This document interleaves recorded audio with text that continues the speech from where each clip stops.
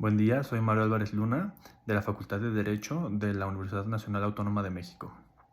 Hoy vengo a exponer los sujetos, características y un poco de historia del derecho del trabajo. El derecho del trabajo es una rama del derecho que se enmarca dentro del área del derecho social. Esto porque busca favorecer, más bien busca proteger a un grupo que históricamente ha sido discriminado, que es el grupo de los trabajadores, ¿no? Que siempre han tenido esa subordinación con el patrón, que si bien ahora el Estado, la maquinaria del Estado regula esta relación desigual para ser iguales a los desiguales, pues antes el patrón prácticamente tenía un control absoluto sobre lo que deseaba hacer con el trabajador, muchas veces interfiriendo hasta en elementos de su vida privada, sin respetar ningún tipo de normatividad, pues era inexistente. Eh, los sujetos que intervienen principalmente son el patrón y el trabajador, ¿no? El empleador y el empleado. El patrón es aquel dueño, por así decirlo, de los medios de producción que a través de un salario contrata a un trabajador para que le dé un servicio, ¿no? Ya sea moral, físico, intelectual o de diversa índole. Esto se encuentra protegido dentro del artículo 123 constitucional y como ley reglamentaria tiene la Ley Federal del Trabajo. Si bien la relación entre empleador y empleado o patrón y subordinado o trabajador probablemente nunca sea pareja, pues el trabajador está al servicio del patrón.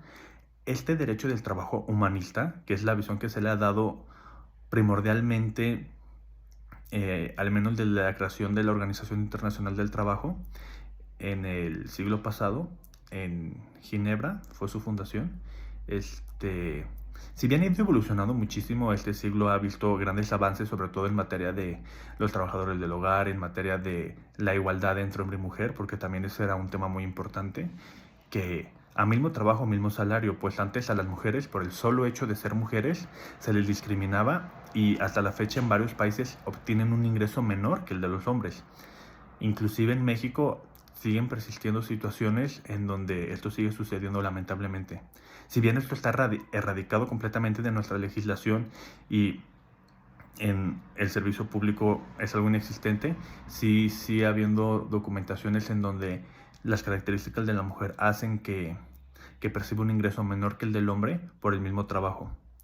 También se reguló la edad mínima para laborar, que en México es de 15 años,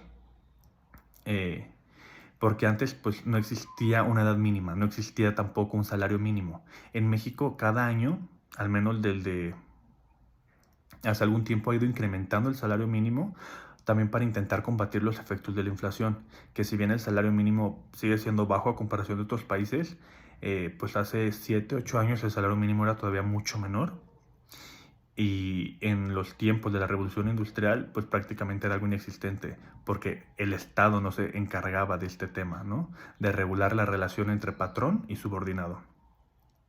Entonces vemos que el derecho del trabajo regula todo esto, se encarga de sentar las bases, dotando de interés público a esta rama para que el Estado pueda proteger al trabajador debido a su condición, ¿no? Otras ramas del derecho social pueden ser el derecho agrario, el derecho indígena, muy probablemente también el derecho familiar se puede enmarcar dentro de este. A lo mejor una área de los derechos de la diversidad sexual pueden entrar dentro de esto porque son grupos que históricamente han sido marginados, ¿no? Y lo que busca el Estado es hacer iguales a los desiguales. En derecho familiar lo podríamos ver principalmente en el tema de los menores de edad, que es por eso que también el derecho del trabajo se relaciona tanto con las otras ramas del derecho, porque pues prácticamente todas las personas en la sociedad moderna tienen que trabajar de alguna manera, o al menos la inmensa mayoría, eh, y justamente lo que se quiere hacer es esto, ¿no? Que el patrón, que una pequeña élite no sea quien controle todo, que quien dicte las normas, el 1%, muy probablemente sea menos del 1%, que son los dueños masivos de los medios de producción, que sean quienes controlen todo esto y el subordinado, el trabajador, no tenga otra opción más que aceptarlo porque necesita ese ingreso para poder subsistir.